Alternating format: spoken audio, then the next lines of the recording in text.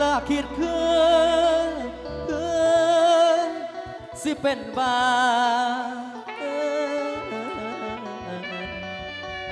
รอ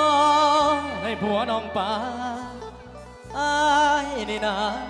สิตายก่อนบ่ท่านตายดี ลาคำแพงเป็นหนาวเป็นฮ้อนมาคือใครเป็นอยู่ในลาดังนะอายลืมจำบ่ได้แม่นสิผ่านมาหลายปีใจก็บอกเคยนี่เรื่องเดิมแต่ข้าวนั้นวันเดือนปีสิหมุนยายแต่ใจสายอายคือเก่าน้องไปเป็นเมียเขาอายดังเอาอยู่บ่แล้วมันเป็นแปลวอยู่บางส่วงเดนอน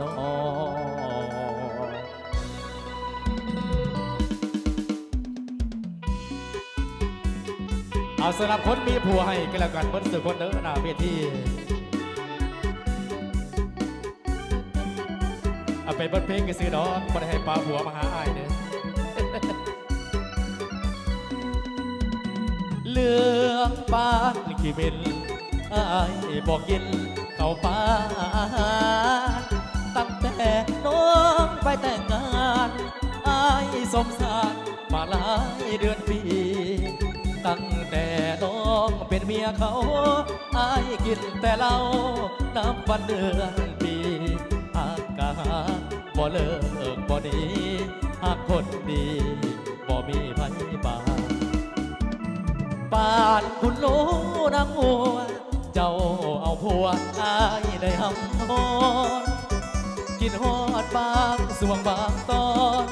ใจหำฮอนทุกวันเวลาสิขา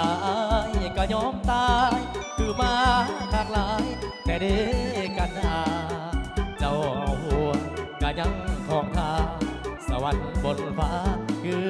บ่เห็นใจไปอยู่คนละกำอ้ายกะนำส่งเฟซส่งไลน์บ่ได้ติดต่อเงียบหายเพราะว่าตัวอ้ายติดตามคนดีติดตามทุกความเคลื่อนไหว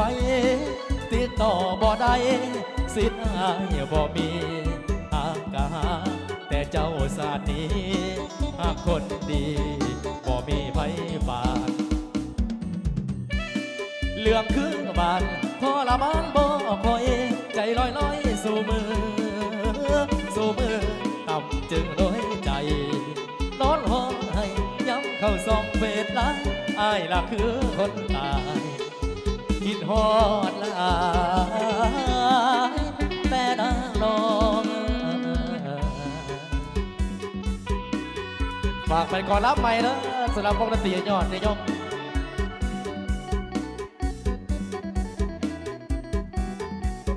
ขอบใจเมื่อกล้องสุดรอเนี่ย